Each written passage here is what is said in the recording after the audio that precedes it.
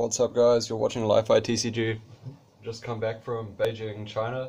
There was the Orlov Legacy Tournament. It's like an annual Legacy tournament. Here's the sweet merch.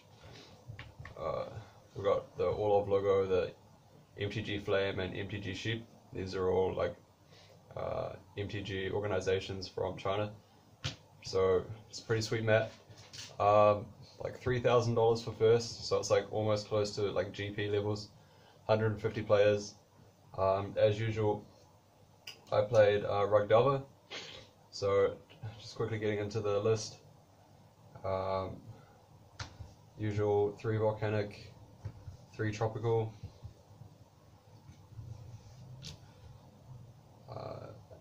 8 Fetch lands. So this is 2 Scalding Tarn, 3 Polluted Delta, 2 Flooded Strand, 1 Misty Rainforest, but you just want to split up all the names to dodge like Spyglass and stuff. Otherwise, you want to play 4 Polluted Delta and 4 Flooded Strand because it is the most effective like smokescreen. Then 4 Wasteland, of course. The creatures.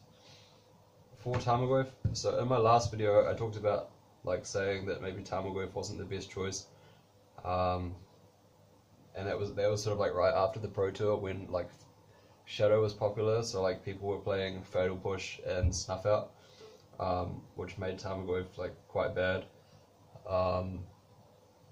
But that deck has like died off quite a lot now. I tried variants of the deck playing like 4 Delver, 4 Mongoose, 2 True-Name, 1 Mandrills, or like 2 Mandrills, 1 True-Name main deck, things like that. I just think it makes the deck like a little bit too clunky. The thing about playing like tempo decks, the like aggro control style, when you cut the Tarmogoyfs, like it makes it way too hard to play the aggro games, and it costs you a lot versus weird stuff like the prison decks, things like that. Just being able to go like aggro the opponent out by playing like turn 1 Delver, turn 2 Tarmogoyf, backed up by like Daze or whatever, leads to like a lot of free wins almost. And then like if your opponent's playing like Strix decks or Miracles, like it's way too easy for them to get you. Like Tarmogoyf dies to swords just like Mandrills. Everything dies to Edict, everything dies to Terminus. Like, I think you just want to be playing Tarmogoyf. So, Sean Brown, who's like another relatively well-known Delver player, he played in the event as well with the Mandrills version, and he got he top 16 because he got 1 more win than me on day 1. I went 5-3 and he went 6-2, and he had a Mandrills version. But like even so, I mean like from my own experience, I just find that the Tarmogoyfs are too good. Like you need a really good reason to not play Tarmogoyf, and the metagame in Legacy, especially in paper, isn't narrow enough to justify playing other creatures right now. So for Tarmogoyf, then 4 Nimble Mongoose standard, 4 Delver of Secrets.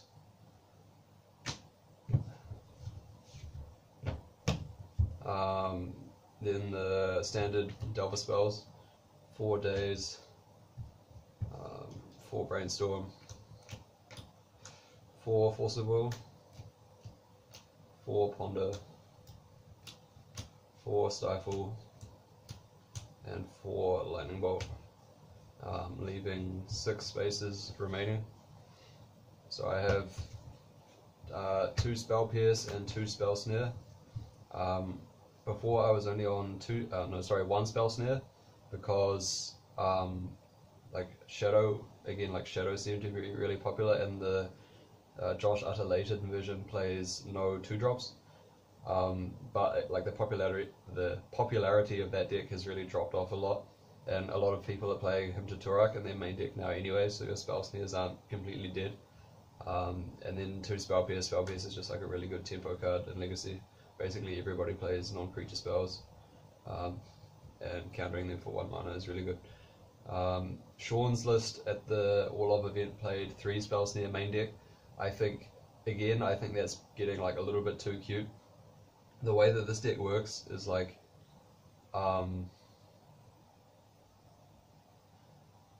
yeah, everything you have to 1-for-1 with the opponent, right? Like if you flood out on lands or you like draw dead cards, it's really, really hard to come back from because you don't have any like power plays that swing the game.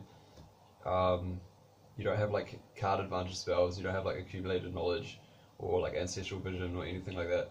So like if you draw the first Spell Snare and it's dead, it's like a little bit of a stumble, but you can sort of like play around it a little bit, like hopefully the rest of your hand is doing stuff, and then you keep your opponent off balance long enough to like win before the dead card like matters too much. But like if you draw the first Spell Snare and it's dead, and then you draw like a second one, that's basically game over every single time. Like your deck just can't recover from having so many bricks. And similar to the thing where like Tarmogoyf is like the most powerful creature, quote unquote, in a vacuum, and you need a really good reason, like a really good metagame read to like play a different creature. It's sort of like the same thing playing more than 2 Spell Snares. Like in the format where Dividing Top was legal, I played 3 Spell Snare because it was really important to be able to stop counterbalance at like every point in the game. But right now, like I just don't think it's correct to play 3 Spell Snare. Like it's one of the kind of cards we want to play like as many as possible because it's such a good tempo play, but you really don't want it to be dead. This deck really can't afford to be drawing dead cards, so I like playing 2, and the same logic kind of applies for Spell Pierce as well. And then the last 2 cards are 2 Seal of Fire. So as I've said in the past, like you want to make your Tarmogoyfs large because 5/5 is like an important sizing in the format because of Reality Smasher and Gurmag Angler. So this lets you have like instant sorcery, land, creature, enchantment, so you have 5/6 Tarmogoyf and it beats all those cards. Often in this last removal slot, Rug Double players usually always play 6 main deck removal. People play like Dismember quite a lot. So I think having all your removal be burn is really important. Like you win so many games just by burning your opponent out. Again, like you can cut the Tarmogoyfs and play Hooting Mandrills, and then you can cut the Seal of Fires and play Dismembers, but this is making you so much more of a control deck than like an aggro control deck or an aggro deck. And I think this costs you in like an open metagame, like it's making your deck a little bit weaker in general, I would say. You're trying to like read the meta in that sense. Because obviously like in your quote unquote aggro deck, like the burn spell will always be less dead than the Dismember. Or like the burn spell will never be dead, but the Dismember sometimes will, is like the argument there. And then I like Seal of Fire better than Tarfire just because it's like a better spell. Like it gets under Thalia or like Sanctum Prelate. And like the way that you can just set it and forget it is like a really good tempo play. But I do think like it's been annoying not flipping my Delvers a few times, and you get like the marginal benefit of like if you somehow draw both of them, then it makes your Tarmogoyf like, if one of these is a Tarfire, then if you have both, then it's like double pumping your Tarmogoyf. So I think you can probably just like cut one for a Tarfire. I think that would probably be correct going forward. And there's also like the reduced chance that they both get disabled by like a Revoker or something, but that's never happened. So yeah, I don't like Dismember in this deck. I think it makes the deck like too controlling, and it how do I want to articulate this well? Like I don't want to say something like it makes you work too hard for your wins, because that makes it sound like burn spells are like training wheels or something. but like it's in some matchups it's very awkward, like being forced into this more controlling role when like that's not the way to win the game. You just want to like slam dudes and like attack and then burn them out. And when you start cutting burn spells for dismembers and you start cutting Tarmogoyfs for like delve creatures, then it becomes very hard to like play that aggro game. In the sideboard we have 2 True-Name Nemesis, 2 Winter Orb. I think in the last video I made I only had 1 Winter Orb, and I sort of argued that like in the matchups where you want it, you're favoured enough anyway, and also like it's redundant in multiples. I'm playing 2 now. Like against Miracles, you can't really afford to play as an aggro deck in game 2 because they're just so well equipped to deal with that. Like you have to, the way I think you should play it is you board out all of your like non-shroud creatures. So you board out all your Delvers, you board out all your Tarmogoyfs, and you just try and like play as a control deck versus them, and you just go like card for card, like right into the late game with them, and you just like eventually kill them because you know, like you can bolt their mentors and like you can pyroblast their Jaces and like so on and so on. Like you have all the answers for all this stuff. Like the problem with that plan is that like your Dazes and your Spell Pierces become dead too quickly, but you need them to be able to like keep up like 1-for-1ing their cards. So like because that's like the plan you're aiming towards, you need to be able to do it with a certain amount of consistency and have your like Dazes and Pierces be live. So I think you need like the second orb to achieve that reliably. And then we have 2 Ancient Grudge. This is like a really big draw to, for playing Rug as opposed to other Delta versions. Ancient Grudge is really strong. 2 Pyroblast, same as before. 2 Surgical. I gotta thank Kaiser from Singapore for lending me these non-foil Surgicals. I didn't want to go to like a tournament at a place I've never been where nobody knows me and have like weird foils in my sideboard, so thanks Kaiser. 1 Cage, same as last time, really good card versus all the graveyard decks as well as Elves. And also Storm, it's alright. I cut the Flusterstorm and I added another Red Blast. Too many times versus Miracles there were like awkward moments where the opponent would play like Jace or Back to Basics and I'd have Flusterstorm and I'd just lose. There aren't too many things where like Flusterstorm is better than Red Blast. Like they both hit show and tell. Against Storm, Flusterstorm's obviously better because it counters like Infernal Tutor and Ad Nauseam and stuff, but Red Blast is like pretty fine there as well, so I think I'm pretty happy making this change. Back to Basics is just like way too popular right now. Honden, same as usual, this card's still cool, I love it. And the last 2 cards I think were usually, for a while, has been like Life from the Loam and Barbarian Ring. So the problem with Life from the Loam is that often you would have it in your hand on like the second turn, but you didn't have any lands in your graveyard to use it. You'd maybe have like 1 fetch land or whatever, and it just wasn't worth spending 2 mana on. But Sylvan Library on the other hand is like, you're happy to tap out for it on turn 2, and on the matchups where you want it, it's still really strong if you like tap out for it on turn 6 or whatever. I mean, obviously you're not tapping out for it, or you might be because you're a Rug and you don't play many lands, but yeah, Sylvan Library was just like a more generically powerful card. Maybe the ceiling on Life from the Loam is a bit higher, but Sylvan Library is like does that job perfectly fine. It's just a bit less situational. And Barbarian Ring was like the kind of card where like it does many things, you know, it can tap for mana, it can like shock down a creature, or like you could do the loop with Life from the Loam to like burn them out. But it was just like too awkward. The power level, a lot of the times like you need to kill something with it immediately on like turn 2, but you didn't have threshold, so it wouldn't do anything. Or it was just like a really, and it's also just like a very low power level card. Like if you don't have the combo with Loam, or like you don't care too much about the fact that it's a land, then it's just sort of like a really bad shock. So I just thought it was like getting a bit too cute. The card that I replaced it with is Grim Lavamancer. So against the matchups where you're boarding this in, it's basically just like 1 mana Avatar of Woe. It just kills a thing every turn. And also, you board it in against some matchups where it's like not reliably such a big removal machine, like versus Eldrazi Zombie, for example, where it only kills Mimic and Matter Reshaper. But just having like the extra,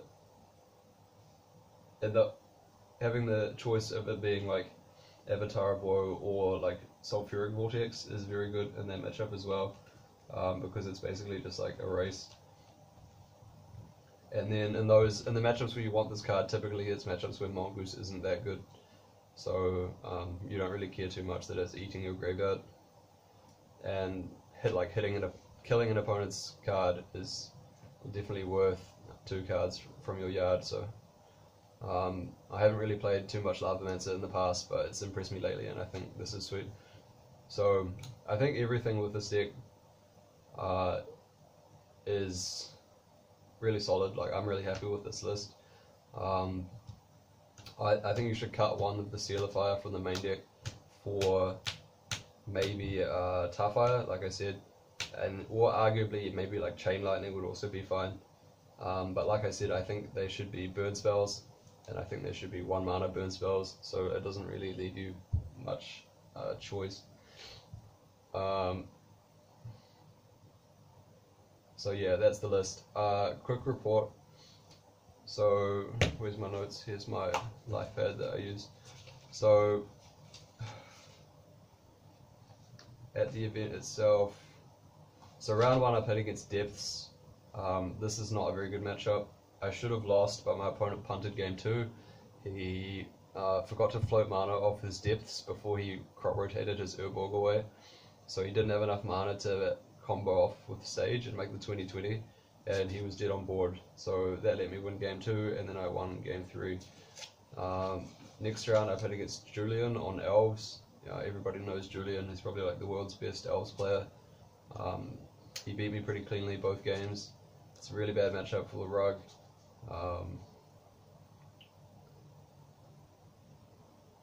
Not much to say about that.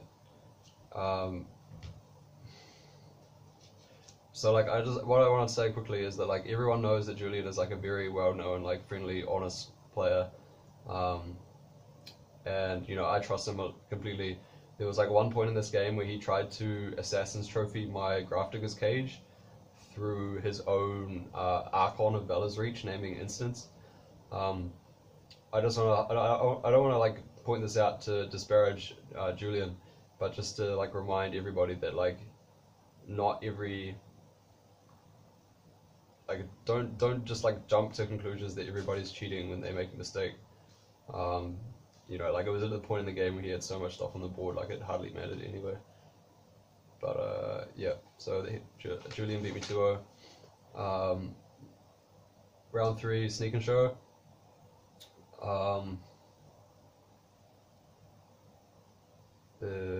Probably this deck's best matchup. He never even had any chance of comboing off. Like, I just had a handful of spells for like basically the whole game. There was a weird point where like I spell pierced his show and tell when he had a fetch and a land up. And he didn't even try and pay, and then like he lost the game without ever like attempting another combo again. I feel like he sort of like psyched himself out a bit. And like he should have just gone for it. I couldn't really understand his like logic behind it. But I mean, obviously I had like plenty of backup counters anyway, so it wasn't that important. So yeah, 2-0 versus Sneak and Show, probably the easiest matchup for this deck. Next round versus Grixis Delver, I won 2-1. Yep. There was an interesting moment in this game where like I needed my Delver to flip because he had a True-Name, but like instead of my Delver flipping, I just kept drawing Tarmogoyf. And like he drew a second True-Name, but then I just kept drawing more Tarmogoyfs. So I had 3 Tarmogoyfs, and he had 2 True-Names, and like then my Delver flipped, and I just Alpha Striked him with everything. That's just sort of another situation where it highlights like the strength of Tarmogoyf a little bit. The next round, Depth Reanimator, so it's just one of those sort of like coin flip matchups. game 1 he made turn 1 Grave Titan on the play, and I just can't beat that. So off to game 2, and then I think I counted his first reanimate attempt or something, and I had another handful of like more counters, but he just did the like depth as this like Urborg depth stage, and I had no Wasteland, so I lost. Not having any outs to a resolved Marit Lage is like a huge pain in the ass. Definitely one of the harder matchups for this deck is any deck playing Dark Depths. Then the next round was against Blue-White Delver. I burned him out for like exact damage in extra time, in extra turns. That was a pretty sweet match. 2-1 there. Then the next round versus Eldrazi Stompy. I dealt the last like 6 damage with Grim Lavamancer activations. I had to like race his Endless One or something. It was a pretty sweet game. Then the last round was against Blue-White Delver. I think this is a pretty good matchup as well. I feel like any Stoneforge deck that's not a Thalia deck is like a pretty good matchup for Rug. Just because they're not really like disrupting the mana too much, because they're more of like a mid-range deck. They normally only play like most 2 Wastelands, and like Stoneforge is just the thing that they tap out for, and it doesn't really do anything, and then it gets bolted. And then like the next thing they have is only like True-Name, but you have like 3 Red Blasts on the board to deal with that. So yeah, normally I find, and plus you have Ancient Grudge on the board as well. So like once you've bolted their Stoneforge, then they can like spend 2 mana to cast the equipment, and then another 2 mana to like equip it, and then you just destroy it. Yeah. So like Stoneforge, Death and Taxes is a little bit harder because of like Thalia and Mother of Runes and everything. It's like a lot of hoops to jump through. But just like random blue Stoneforge decks, I think are pretty good matchups. So yeah, but the problem was that like in game 3, I kept like a 1-lander with it was like one of those like quite solid 1-landers, but like no cantrips, and I didn't draw another land until like turn 6 when he was like hard casting Batterskull. And like obviously my Dazes and Pierces and stuff are all live, so I like I felt like I was still like relatively in the game until like turn 8 or something. But like once he resolved True-Name, it doesn't give you that many turns to race it. So yeah, I couldn't quite get there. So that was my 3rd loss in the last round of the Swiss. So I couldn't quite top 8, or top 16 rather. Probably just 1 win away. So that was a little bit disappointing. I'll keep running through some more tournament reports. So on the next day, I played like a side event in China. The first round was against Sean so it's like the Rug Mirror. So he's on the Mandrills version, and I'm on the Tarmogoyf version. Normally, like people consider the Mandrills version to be unfavored versus Tarmogoyf because like Tarmogoyf is just bigger. But at the same time, like his list has 3 Spell Snares in it, which cleanly answer Tarmogoyf, and my list has 2 Spell Snares in it, but his list has no 2-drops. So it seemed like it could go either way. Game 1, we were both playing like really careful not to let ourselves get like cheesed out of the game by having all our mana destroyed. So it got to a point where we both had like 3 lands. He tried to resolve a Mandrills, and we got into counter war over that, which I won. So his Mandrills didn't resolve, and then like I untapped and played my last card, which was Tarmogoyf, and then he had his 2 last cards, which were like 2 bolts, and he double bolted my Tarmogoyf. So it's like at the mid game, we've both gone through like half our decks at this point. And then he basically drew like quite poorly, and I drew like running Delvers, and he just couldn't answer it quickly enough, and they just killed him. So I think like we both played well to get to that point, and then like I just got a bit luckier than he did. And then in the next game, which was also quite funny, he mulliganed to 5 on the play, and I mulliganed to 4 on the draw. So I had Volcanic Delta and 2 Pyroblasts was the hand that I kept on the draw. And he didn't play a land on turn 1 on the play. And I had turn 1 Delta, and it dealt him 12 damage before he could answer it. And then it looked like he was going to win because he got life from the lone guy. But what I realized was that he only had 1 green source. It was the turn before he fetched wrongly, and he got a second Volcanic instead of a second Tropical. So the next turn, when he dredged back his loam, I wasted him off his Tropical, and he didn't have a second green. He didn't have a follow-up green source, so he couldn't cast his loam anymore, and he just had to pass the turn back. And then like I didn't really want to use my Wasteland because like I wanted to cast the True-Name that was in my hand. But like if he gets lone going with the Wasteland in his graveyard, then I just instantly lose. So he passed the turn without doing anything, and then like 1 or 2 turns later, I top decked the lands that I need, and my True-Name resolved, and that won me the game. So yeah, so I'm the holder of the Australasian Rug Delver Championship belt until he challenges me again. The next round I played against Depths and I lost again because that matchup is really hard. And then round 3 I lost against Miracles. Miracles is pretty hard, like especially game 1. They're just like well equipped to beat you. Back to basics is like a huge pain in the ass. Obviously because they're playing back to basics, they have a ton of basics in their mana base, so it's hard to like cheese them out with Wasteland. It's hard to aggro them out because they have swords and Terminus. Like it's just really awkward game 1. And then even game 2 when I'm boarding in like 11 cards, I still feel as though it's only like roughly even. You can still get like cheesed early if you don't have the right answers, like if they just turn 2 counterbalance you or something, and then they like follow it up with back to basics, like, or mentor. You know, they just have so many must answer cards. It's really tricky. It's a really tricky matchup. So I don't remember the exact details here. I think like he just snuck it. Game 2, he just like snuck a mentor in, and I didn't have the answer for it, so he just won the game there, right on the spot, basically. So 1-2 for that side event. And then another event today,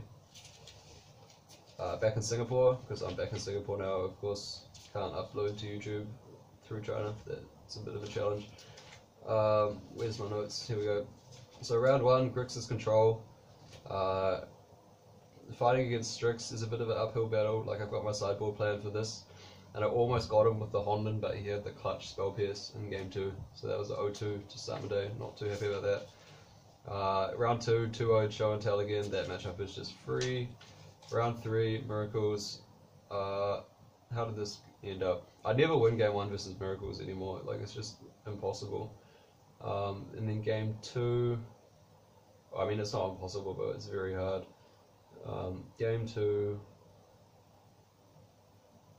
Oh yeah, I resolved Winter Orb, and then he untapped and entreated me, and I didn't have any outs for it.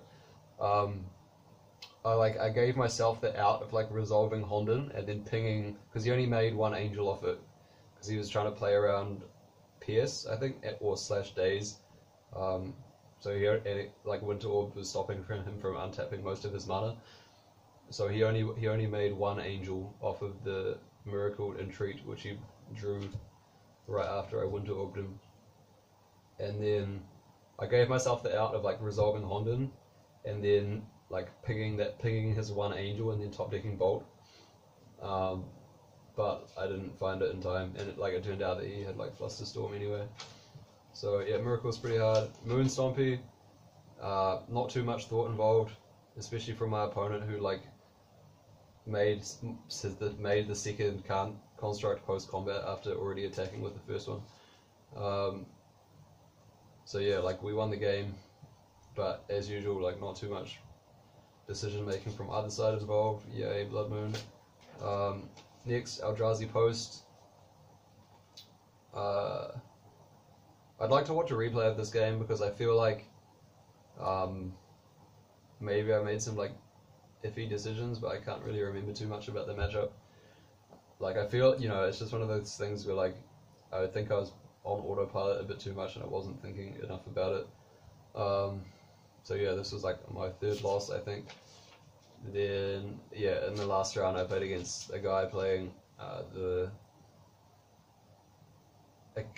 Rector Nick Fit with like both Rectors, so he had the enchantments and the planeswalkers, and I beat him as well. I mean, I guess that's a pretty good matchup for this deck because like you have 4 main deck Stifle and like 2 surgical in the board, and it's pretty hard for them to play around all that. And like this version of Nick Fit has no Strix, so you just board out your Spell Snare and you just like stifle their Veteran Explorer and then attack them with Tarmogoyf and they can't really do anything. So yeah, 3-3. So we went 8.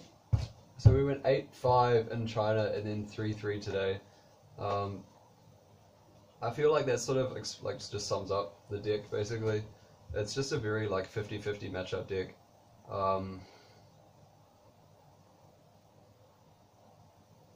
And I don't really see too many like strong reasons to play it. If I had all the cards and I had like, if I could play every deck in Legacy at like 95+% proficiency, like I don't know why I would play Rug in any event. Like comparing Rug to Death Shadow, like the combo matchup for Death Shadow is probably better because like the clock is just way faster and you have Thoughtseize instead of Stifle. Versus like the Stompy decks, Stifle is really bad. Like you'd probably rather have Thoughtseize instead, even though your sideboard is like slightly worse. And then people say that Rug is better versus the control decks because like you can play around Swords to Plowshares a bit better when you have Mongoose.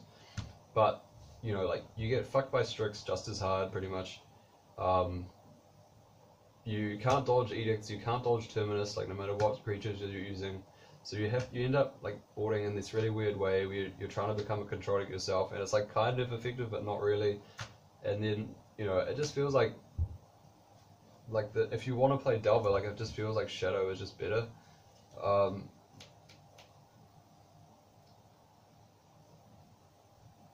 So you basically is what I've been saying like for a while. Like I don't think Rug is as bad as I thought that it was like 1 or 2 months ago. But I still don't think it's very good. And for the event, like just before China, because I live in Singapore now, but I'm from New Zealand. All my cards, or a lot of my cards, are still back home at my parents' place.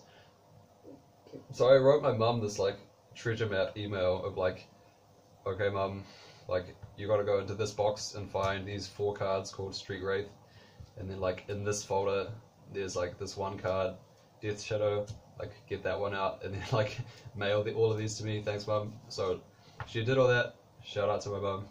But I just felt like there's no way I could play it well enough with like 0 practice for like an event that big. I felt like I'd have more success with Rug. And like we almost top 16, so it was pretty. I think that's like a solid finish, but you know, like it's just I don't think the deck is good. 3-3, like 8-5, it's just not good enough. So yeah, I'm gonna be sleeving up Watery Graves immediately after this. Partly it's just because I want to try something different. And partly it's because I suspect it's just much better, especially if you can figure out like a sideboard to beat the Plowshares decks, which I think is manageable. So that's going to be my next update for my YouTube, is whatever my exploits are with Death Shadow. What I should have done is actually got my mum to send me my Goblin Lackeys. I feel like that deck's really well positioned right now, and we might be able to get into Moto and win some leagues with that, because I've been trash talking all of the Goblins forums because I think their lists are really bad, so I need to put my money where my mouth is a little bit. Yeah, so finally I just want to say like shout out to everybody in China. The event was really well run.